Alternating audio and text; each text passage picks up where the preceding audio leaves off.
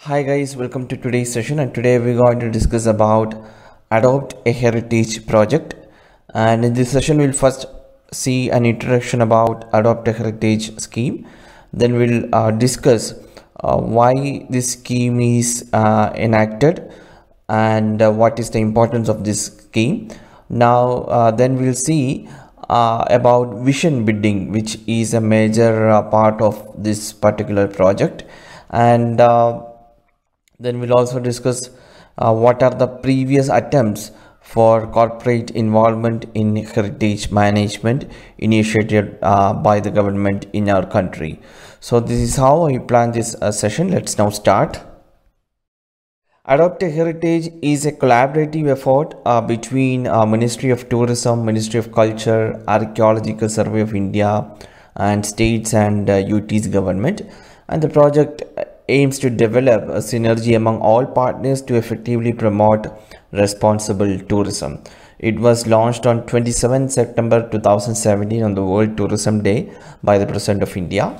It aims to involve public sector companies, private sector companies, and corporate citizens or individuals to take up responsibilities for making our heritage and tourism more sustainable.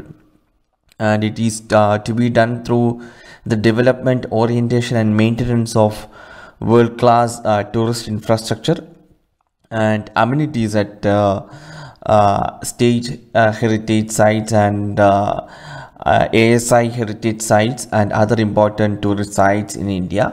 And the agencies or companies would become monument mitras through the innovative concept of vision bidding. We'll see how this works in the later slides. And so vision bidding is basically where the agency with the best vision for the heritage site will be given an opportunity to associate pride with their CSR activities. And the project primarily focuses on providing basic amenities that include cleanliness, public conveniences, drinking water, ease of access for differently abled and senior citizens, and also standardized signage, illumination, and advanced amenities such as surveillance systems, night viewing facilities, and an enhanced tourism experience that will result in more tourist footfalls, both domestic and foreign. So this is an overview about this particular project. It's a very important scheme with regard to or for the protection of heritage sites in our country. So now we will discuss what is the rationale behind this project, or why is this scheme enacted. The heritage sites in India are facing common challenges primarily related to the operations and maintenance of the various infrastructural as well as service assets. There is a need to develop a robust mechanism for the provision of basic amenities on an immediate basis and advanced amenities on a long-term basis. And the government needs more resources for maintenance of heritage. Archaeological Survey of India protects around 3,600 ancient monuments and archaeological sites, which includes 36 World Heritage Sites. And so far 31 agencies or monument mitras have been approved to adopt 95 monuments or tourist sites, and 4 MOUs have been signed, and the government intends to expand the scheme more. So the objective of the scheme is developing basic tourism infrastructure, inclusive tourist experience for heritage site or tourist site, and promoting cultural and heritage value of the country to generate livelihoods, and also for enhancing the tourist attractiveness in a sustainable manner through world-class infrastructure at the site. And also it will create employment through the active involvement of local communities, and it will harness tourism potential for its effects in employment generation and economic development. And also this will develop sustainable tourism infrastructure and ensures proper operations and maintenance.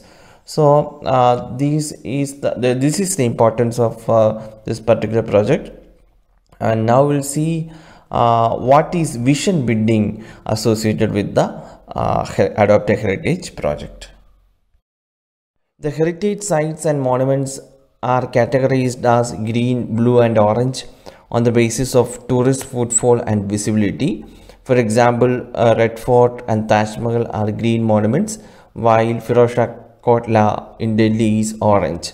So the monument mitras are supposed to present a vision for development of all necessary and mandatory basic amenities and advanced amenities for each of the heritage site that they take up as a package and listed, and any other heritage sites or monuments and tourist site. And the most competitive and innovative vision is considered as the successful bidding entity. Bids are primarily evaluated on the basis of capacity of bidders, their success stories in delivering similar projects, value addition to the selected heritage sites, and this concept of innovative bidding is defined as vision bidding. So it is a new process of project allocation in our country. So please remember this vision bidding. It can be asked in prelims as a separate question. And now we'll discuss what are the previous attempts for corporate involvement in heritage management introduced or initiated by our government. The government in 2011 formed a National Culture Fund. Since then, 34 projects have been completed under it through public-private partnerships.